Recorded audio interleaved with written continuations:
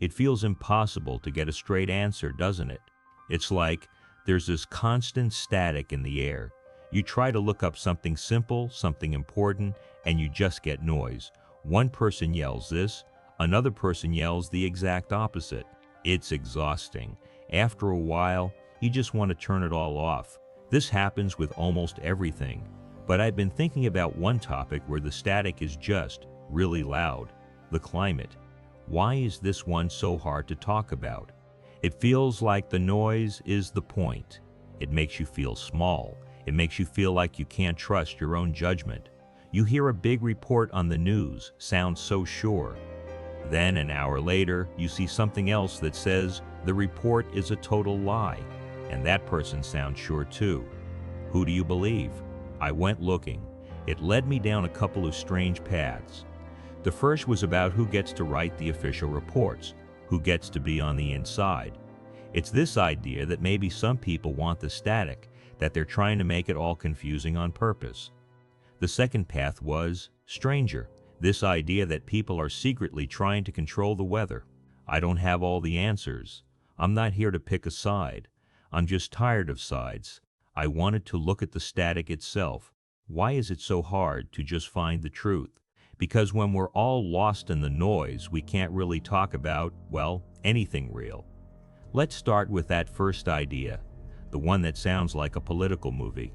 So you hear this story. It sounds like something from a movie. A government team gets put together. Their job? Not to find the truth, but to get in the way of it. I was reading reports about these working groups. These are the people who are supposed to look at all the science, help write the big official reports that tell everyone what's going on. But here's the twist. The report said these groups were being filled with climate skeptics. Now, a skeptic is just someone who asks questions, right? That sounds good. Science is all about asking questions. But this seemed different. These weren't just people asking hard questions. These were apparently people who already had their minds made up, people who believed the whole idea of climate change was overblown. Some, the report said, had ties to certain industries, maybe industries that don't want big changes. And you have to ask, why? Why would you pick people who are against the main science to write the main science report? I don't think it's to win the argument. I think it's simpler. It's about doubt. You don't need to win. You just need to make the argument. Last forever. Imagine you're trying to build a house with a team. Everyone has the plans, but one person on the team keeps saying, "Are we sure we need a foundation?" Another says, "Is wood really the best?" What happens? You don't build the house, you just argue. This is what happens with these reports.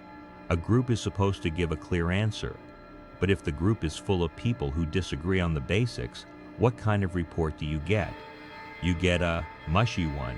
You get a report that says, well, some think this, but others think that. And what do we, the public, do? We see this. We see scientists arguing. We see one official report that says this is a big problem, and the next one says, well, we're not so sure. We check out. We get tired. We think, if they can't even agree, how am I supposed to know? And we start to distrust all of it.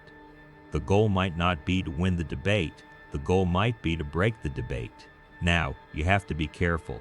How secret could these groups be? If reporters are writing about them, is this really a secret team, or is this just politics? Messy, normal politics. A new person gets in charge. They hire their team. Maybe, probably that's part of it. But it feels planned. The reports talked about taking out certain phrases, words like worst case scenario, words that sound scary. They wanted the reports to sound softer, less urgent. I try to think about the person who joins one of these teams. Do they wake up thinking, I'm going to confuse America today? Probably not, I guess. They really believe it. They believe the other side is wrong and they are the truth tellers. They probably feel like they are balancing the talk. But balance is a funny word. If 9 doctors tell you you're sick and 1 doctor says you're fine, what does balance mean? Does it mean you're half sick? No, it just means you're confused. This balance isn't balance at all. It's just more static. And this doubt, it spreads, it leaks out, It creates this empty space where trust used to be, and something always rushes in to fill an empty space. When you can't trust the official reports, what do you start to believe? This is where things get really strange. If you think you know they're playing games with the science, what else might they be doing? This brings us to this word, geoengineering, controlling the earth. It sounds like science fiction, but the idea is real. I mean, scientists, real, serious scientists, are talking about it. They're worried we're not fixing the climate problem fast enough, so they're looking at a plan B. What are these plans? They're big. One is called solar geoengineering. The idea is to block some of the sun, like a giant umbrella for the planet. How? They talk about spraying stuff high up in the air, tiny particles to reflect sunlight back into space.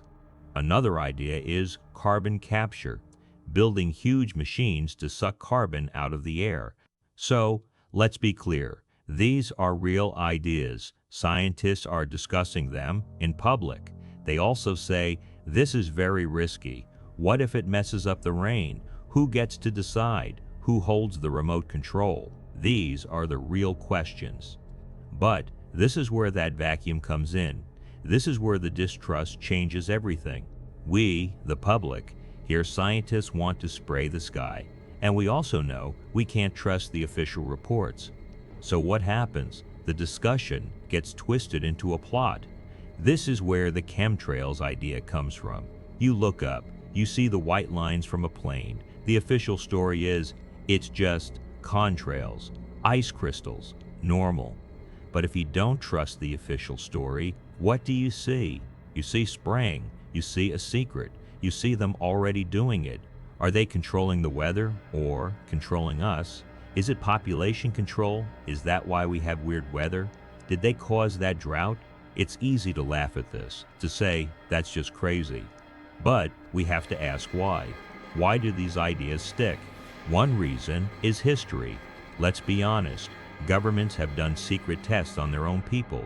It's not a theory, it's history. So it's not crazy to wonder if there are new secrets. Another reason is that feeling of being powerless. We feel like things are getting weird. We feel small. These theories, in a strange way, give the power back. They give you an enemy. It's a story that makes sense of the fear. But the main reason is that vacuum we talked about. The trust is already broken. The political games, the skeptic groups, they broke it. They opened the door. And these fears just walk right in. The conversation is broken. We can't tell the real, risky science from the scary, wild theories. It's all just one big cloud of noise. And then, of course, you have people making money on the mess. People who make a living by stoking this fear, selling you the real story. So you have political confusion, a public that's scared, and a fear industry making a profit. What a mix. I went online. I tried to find the real story. The truth. It's impossible. For every one report, there are 100 others screaming at it. I don't feel like I can know. I'm just a person. And I think that's where most of us are. Just people trying to live our lives. And the sky, well, the sky feels like it's full of secrets. It makes you want to just look at the ground, focus on your own life, and let the whole big, messy world do whatever it's doing. So, where does this leave us? On one side, we've got quiet meddling in reports.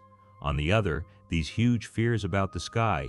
The string connecting them is trust, or the loss of it.